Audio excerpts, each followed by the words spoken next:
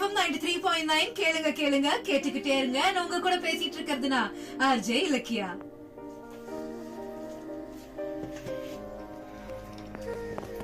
Hi, நான் இலக்கியா சூரியன் எஃப்எம்ல ஆர்ஜேவா இருக்கேன். இது இன்னையோட நிலைமை. ஆனா கொஞ்சம் வருஷத்துக்கு முன்னாடி இதே டான் பாஸ்கோல இசிஇ ஸ்டூடெண்டா இருந்தேன்.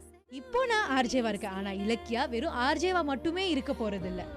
மீடியாக்குள்ளேயே இன்னும் பல இடத்துல கால் பதிக்கணும்னு ஆசை இருக்கு.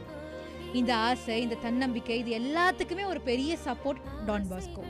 நம்ம என்ன பண்ணாலும் ஏதோ ஒரு கட்டத்தில் சப்போர்ட் பண்ணுறதுக்கு நம்ம எல்லாருக்குமே ஃபேமிலி இருக்குது. ஆனால் அதே மாதிரி நம்ம ஃப்ரெண்ட்ஸும் நம்மளுக்கு சப்போர்ட் பண்ணும்.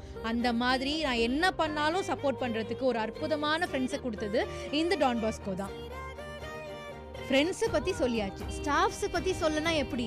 நான் படிக்கும்பொழுதும் சரி, படித்து முடிச்சதுக்கு அப்புறமும் சரி, நான் சின்னதாக ஏதாச்சும் ஒன்றத்தை சாதிச்சுட்டா கூட உடனே கால் பண்ணி பாராட்டுறது என் ஸ்டாஃப்ஸாக மட்டும் தான் இருப்பாங்க.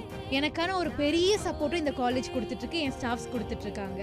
என்னால் ஒரு விஷயம் பண்ண முடியும், நான் இதுக்கு கேப்பபிள் அப்படின்றது நான் எவ்வளோ நம்புறனோ எனக்கு தெரியாது.